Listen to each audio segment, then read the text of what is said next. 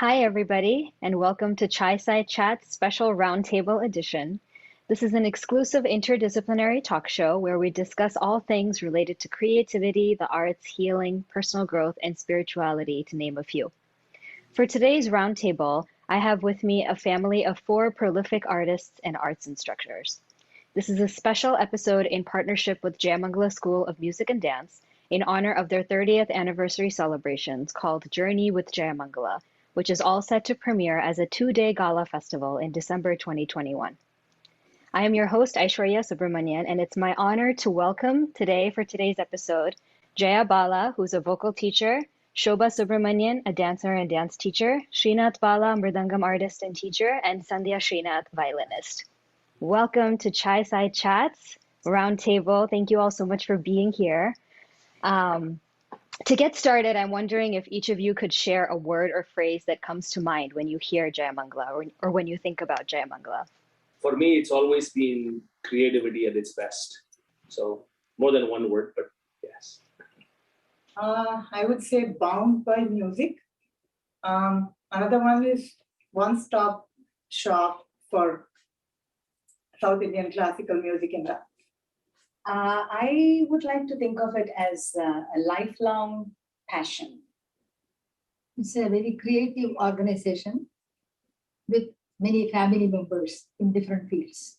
Maybe each of you can share a little bit about when and how you started your journeys with Jayamangala. So for me, it was very special.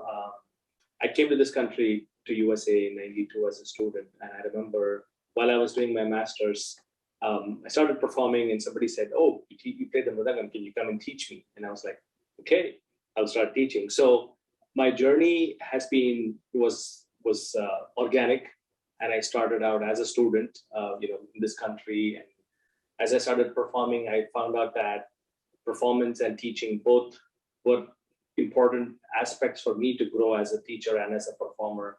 And throughout the course, it's been rewarding experience, teaming up with Jayamangala, both as a performer and then learning from everybody how they teach, because my mother was already teaching, my grandmother was teaching. There were other senior musicians, learning from them and trying to adapt. So I used to teach in India, but I joined the Jayamangala family in 96. And I think within a year or so, I started teaching here at Jayamangala.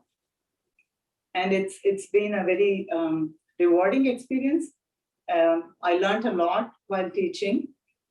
And it's like performing with the family. So lots of, I would say I had lots of time with my husband, during performances, right? We spent a lot of time sharing our ideas of music and performing together, traveling together with the whole family for performances. So those are the kind of, picnics we used to have. I moved to this country in 1990.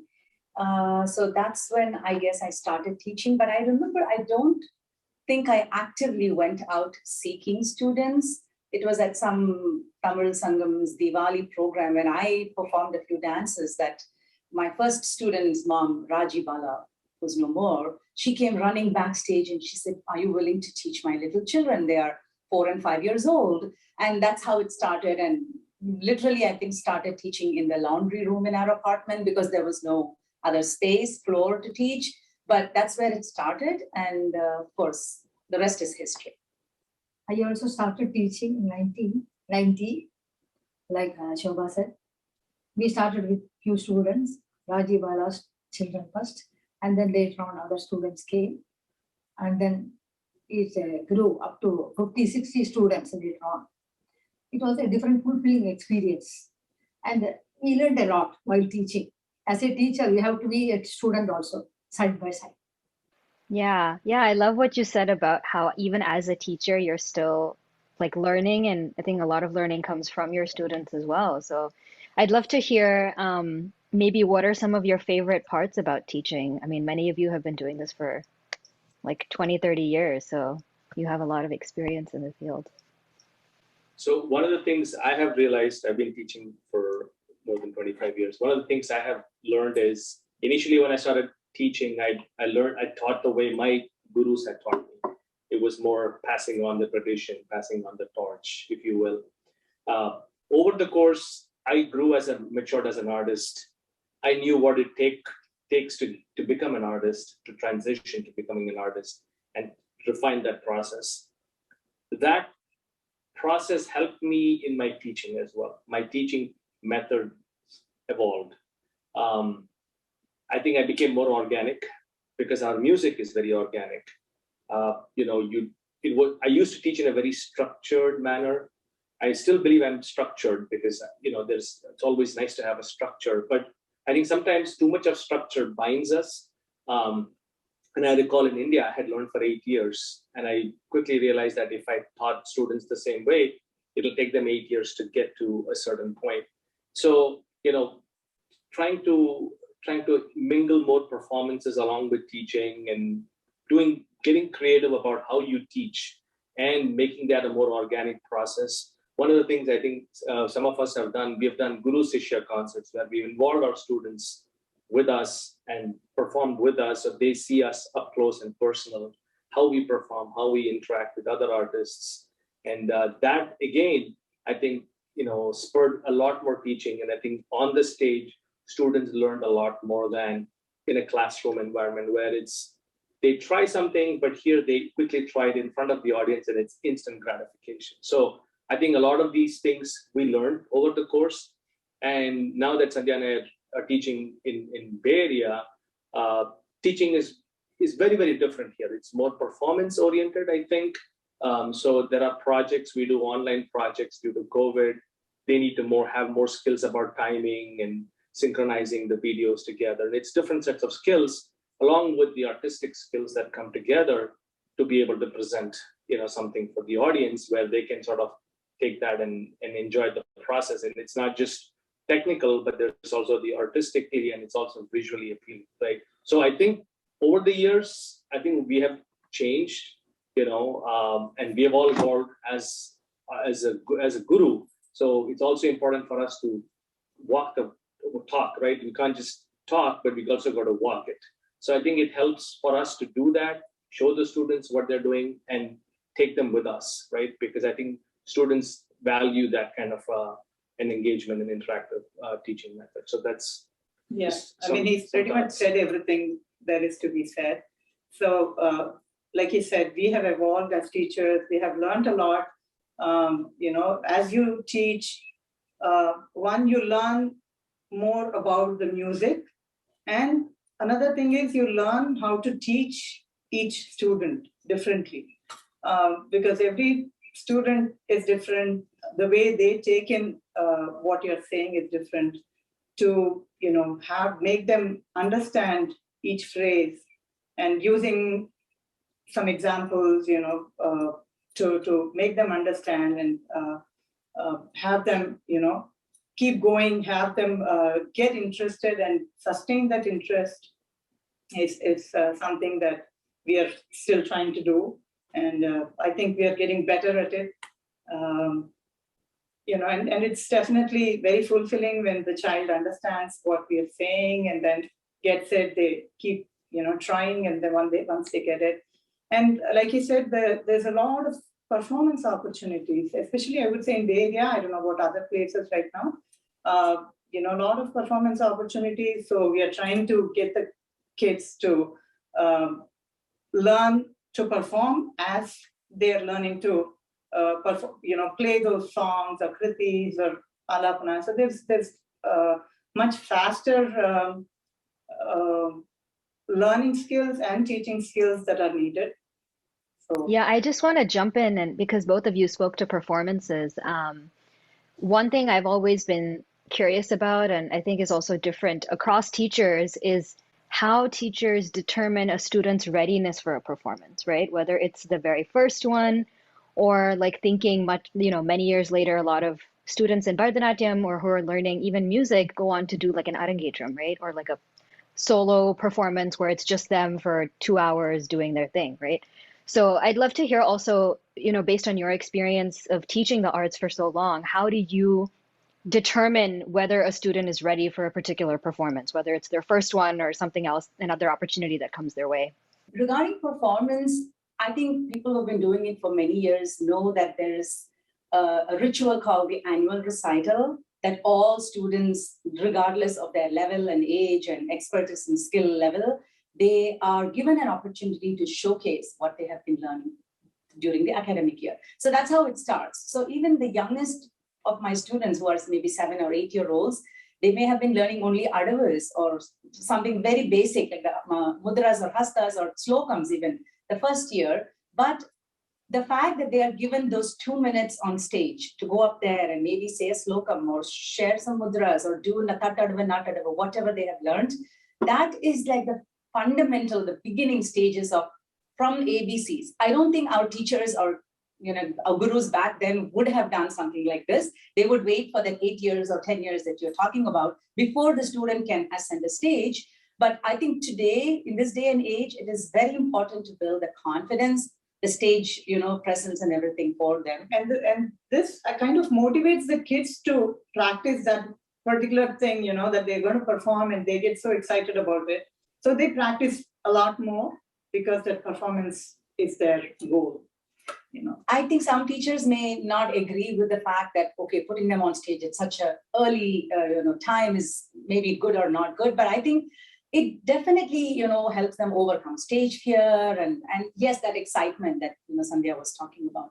They do get excited to go and perform on stage, but that's not to say we should compromise on the standards, and we should still make sure we adhere to some quality before we present them on stage, whether they're doing a full arangetram or they're doing their performance. Yeah. Yes, as Shobha says, in this country, the children want to perform on stage. They not only want to learn, but they want to perform. They want to see the parents want to see the children perform on the stage. So it's a pressure for the children and the parents. So we have to give them that happiness. So we make them perform in the initial stages. It may not be that perfect, but we have to accept the fact children are children.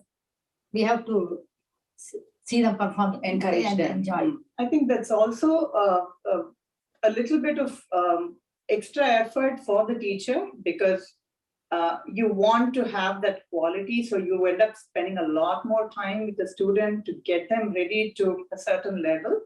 So it's, more work for the student, much more work for the teacher also. And the only comment I would add to that is, I think it's a delicate balance, right? I mean, either we give them the strong foundation, but then if it takes 8 years to build a foundation, they lose their interest along the way. You could lose potentially a good artist in the making. But then if you try to get them into performance, the fundamentals are not built. So I'm going to take there's always a pros and cons. Moreover, they get bored of practicing the same thing without any result, getting any result. They want the results in this country. So we want to make them perform initially. And it's also, for the teacher also, when the child works hard and ultimately goes to the stage and performs, the happiness you get, even though they may not have been ready, but they worked hard to get to a certain level. The level is different, your expectation, it depends on what your expectation is of the child. So you can clearly, the other audience may not see that, that they may just say, oh, okay, he or she is okay. But you have seen their growth. That is fulfilling as a teacher. That was great. Thank you for sharing. I think some of you might have started speaking to this question already, but what are some of the challenges of teaching that you've encountered over the years, and how have you overcome some of them? I think we'll start with Amma. About the challenges. About the challenges, I can tell you about young children who are 4-year-olds, 5-year-olds. When they come for learning music, they want to learn. When I tell them it is too early, but they don't agree. They just want to sit and then listen. So they start singing. When you teach them in the 4.5, F sharp or G, Shruti, they sing in the next octave. They are not able to pick up the low note, so they go one octave higher. Their pitch is very high when they are young. So it takes some time. It's a challenging thing. You have to be patient, and they have to listen to others and then keep practicing. They get it slowly. That's one of the challenges I found. But I think the fact that if that child was able to sing the Panchamam at a higher octave, it shows that there is jnanam. So there is potential. Yes, so you can work on them to get them to the right. And that's how you can pick that student is Has capable. potential. Going to Aishu's earlier question, how do you know somebody's ready or has that aptitude? As far as challenges is concerned, I think I exclusively started to teach in groups of 4, 5, sometimes 7, 8 maximum, and obviously they are going to come with different levels of talent and uptake, grasping power. Everything is going to be all over the place. So for a teacher to go at a pace that all of them are able to learn something, and yet not the smart ones are not getting bored. So that was a challenge for me. And then also when I found there was a child that needed a little more time, take them aside and give them one-on-one private lessons. Or if there was one that was too strong and sharp and learning quickly, move them up to the next level. So those are all the things first it was challenging, we didn't know, but during the course, we figure out how to overcome those challenges. I would say challenges at different levels. In the beginning, violin is a tough instrument to learn because we don't have any points, any frets or anything to know where the notes are. So to get them to first understand where to place their fingers, because a little bit up or down is going to change for our music, right? If it's a Suddha Rishabham, it's different for, in degrees for each different ragas. So to be able to teach them exactly how it should sound, to be able to, tune the instrument, for example, they have to have that ear, sa and pa. They have to be able to match without breaking the string. That's been a challenge because when you say, especially now, because of the online classes. So I had to, when we had, classes in person, I would tune the violin for them. But especially now with the, COVID, I had to start with teaching them how to tune the violin. Only then I could start with, how to hold the bow, what notes to play, where to play their fingers. So those are some challenges. And then I think I mentioned this before, at a higher level, teaching them gamakams, because gamakams are probably the backbones of our ragas. They help you get the essence of a raga. So when you're teaching them gamakams, how does that gamakam go? There's a lot into that. There are so many. They're a group of swarams again. So anuswarams, you have to say from where to where, how they go, how much time they can, spend on each note, getting to a place. So those kind of things are challenges. So I give them examples like the slide. You cannot slide like it shouldn't be like a water coming from the tap. It has to be like a waterfall. Those kind of. So I have to give visual images for them to understand how that goes. So some of the challenges, I guess. So I guess I would agree with all their comments, right? So similar to Sandhya's challenges, I'll tell the students it's more about rhythm. But that only goes to a certain point. After that, we're not playing solo, but we're doing accompaniment to music. So I'll say, no, well, it's a little bit about intuition. It's about the knowledge of music and how the music flows and having a sort of a flow in your playing, right? Some students are more percussive. They get the math part, but they are not musically inclined. So again, going different levels, right? Different challenges. And then to Shobha's point, I face that constantly. There are outliers in every class. So some of them are better performers. I have to throw them out, move them to another group, get them up to speed, and make sure that the next class doesn't get demotivated because we're bringing somebody else up to speed, or hold back a student and that's a tough conversation to have with the parent, and I have to justify that they didn't practice or they just need more time, and that's hard for a teacher to tell the parent or a student, right? The other one is easy. You're getting promoted. Yay! Means more work, more practice, more commitment. But so that those are some of the pain points for a teacher. Another big challenge for a teacher is scheduling. Yeah. These days, children have go to so many classes. Oh, yes. Getting like 4 or 5 kids together at a certain time that suits you also is a big challenge. But that's why it's so rewarding, right? Despite all these challenges, every time, and in fact, every class for me off late has become organic. So I'll go in there, I'll almost start with a fresh slate. How do we motivate these students today? And then next week it's different. Their energy levels are different when they come in. Our energy levels are different when we come into a class. As an artist, we face that when we get to a concert. Same thing applies. So one of the things that have happened in my teaching is I'm also teaching more like an artist, like it's become more organic. Let's go this path. Well, maybe we wanted to go that path, but we're going to take a slightly different path and see if that pushes the students. So those are always nice avenues for teachers. And that's why we're constantly evolving and having a balance between being an artist and being a teacher. And one thing is, you might have figured out how to become an artist. That doesn't mean there is a prescribed way and one size does not fit all, right? So that's where the challenge is. Yeah, for sure. And kind of related to this idea of balance, you talked about how as a teacher, you have to balance the teaching with your own artistry and your own kind of professional development. But I wanted to ask you all about work-life balance, because I think one of the unique things about our roundtable today is that you are all family. You kind of started in similar times with this institution together, and you also collaborate quite frequently. So I'd love to hear about just, what work-life balance and your creative process looks like when you're working professionally with and as family. We all used to perform together for dance concerts and other concerts, stage concerts. And then we had the teaching also side by side. So busy. Our grandchildren will be running around, listening to all the classes, and then it will be the vibration.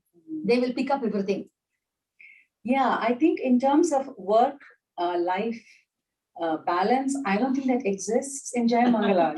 Honestly, there is no separation. It's all blurred, and we are singing, and I'm cooking at the same time. I am, doing some choreography, and he's telling me some jatis. So everything is like overlapping. So I don't think it's good and bad. There are pros and there are cons. Obviously, one thing that I have felt with our profession is that it is directly conflicting with.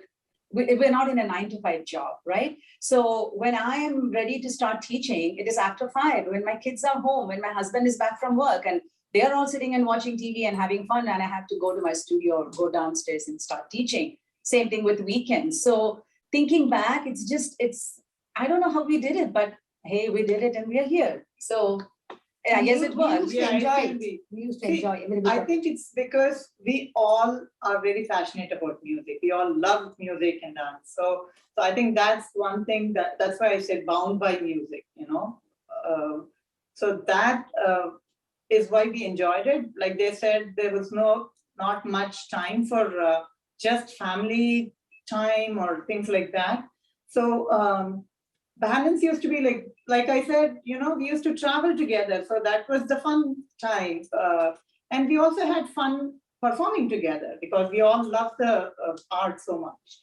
So work-life balance, I think we are kind of getting a little better at it in terms of, trying to at least have one day of the weekend free so we can, meet, we are visiting her just now, but we're still doing this chat, right, about music. So it's been a very, very nice family time together with music and dance. I want to add one thing though, in terms of work-life balance. Yes, we sing and dance, and people will think like maybe the Jayamangala family, that's all they do. But guess what? We have fun. We watch movies. We are big, huge movie buffs. So we find time to do that after every performance. Whether it's a late night, we come back and we all just switch off, unwind with a movie at night. So we are, we have fun in our own ways. And we were biased because if it had good music, we like the movies. Yes. So there was a little bit of bias there as well. But again, yeah, it was. After every performance, back in, Maryland when we were there, after every, big performance, we would come back and then, watch a movie.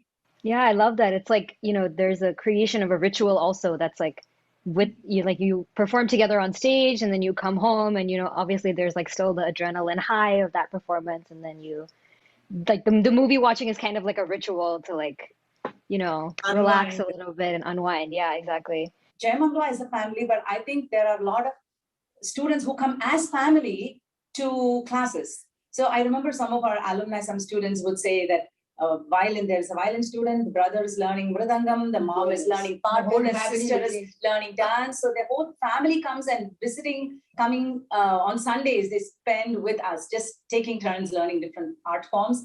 And I think we're still just established lovely family bonds with them. And one of the other things is, if you're freelance artists, obviously there's more coordination with other outside parties, whether we are, performing for another artist or for another organization. But, coordination of practice and creative juices were always flowing because we were all close by, proximity, and also, related by blood. Obviously, it helped to get those creative juices flowing more, help in logistics, lesser coordination amongst other parties. But obviously, we also performed with other artists, and it was always they are outside folks, other artists always sort of envied in a good way that we have 2 or 3 sets of dance orchestras within our family, and that is a huge blessing, right? So we are indeed blessed that we have so many artists, and almost everybody in our family is just talented by God's grace and through our guru's blessings, right? So we definitely really blessed. Yeah, I think after all this, it's like, what's work-life balance? It's all the same. So there is this joke that even I think Ushachar and all the other musicians, like even the table and chair and sofas in your house must be able to sing, So we're really, really, truly blessed. I think to be part of such a family. And also when the kids were, babies, like you said, they used to bring families who used to learn everything. But I had students who, one of this, a child would be learning, the other would just come along to play with my daughters. Yes. So it was like, playtime. So playtime for them. So they used to bring the younger, the other sibling as well. Yeah, that's wonderful. And I think, based on all that you all have shared, it's like I can really sense the camaraderie among you, but also it's like radiating out to all the families and students that you serve, which I think is so wonderful. And I'm sure, like you mentioned, a lot of the alumni and current students of Jayamangala have a lot of, similar positive things to share about their own experiences too. So I want to just do one last comment in terms of, I feel like Jayamangala is a legacy that was handed down to us from our, like 2-3 generations. Yes. And we are, whatever little we have been able to pass on to our children, our students, and many of them are carrying the torch. Your student Lakshmi Santanam is teaching. My students are teaching. Some of them are teaching under the Jayamangala banner. Some have branched off and started their own schools. And that's such a proud moment, I think, for teachers to see that our legacy will not stop with us. Absolutely. And it will continue. And that's how it should be. We don't want it to end. And 30 years is a huge milestone. We don't know what's going to happen in the future, but definitely one thing is for sure. I don't think Bharatanatyam and Carnatic music are going to end as far as Jayamangala is concerned. Wonderful. Yeah, I think, like you said, the impact of this institution is definitely really expansive. So, yeah. But yeah, that brings us to the end of our roundtable for today. Thank you so much to all of you for being here and for sharing about your own experiences and your insights as teachers. And yeah, really looking forward to the journey with Jayamangala Gala this December. So if folks are interested, I will drop more information in the description so you can find out more about Jayamangala and all of their events coming up. But yeah, thank you all so much for being part of this Tri-Side Chats Roundtable. Thank you. Hello viewers, I hope you enjoyed this episode of Tri-Side Chats Special Roundtable Edition with the artists and teachers of Jayamangala. Please do like, share, and subscribe to the Creativity Awakening YouTube channel for regular updates on videos. For more exclusive sneak peeks into our episodes and the creative process here at Tri-Side Chats, you can follow our social media pages that are linked in the description below. Stay tuned. The next episode of Chai Side Chats is coming soon.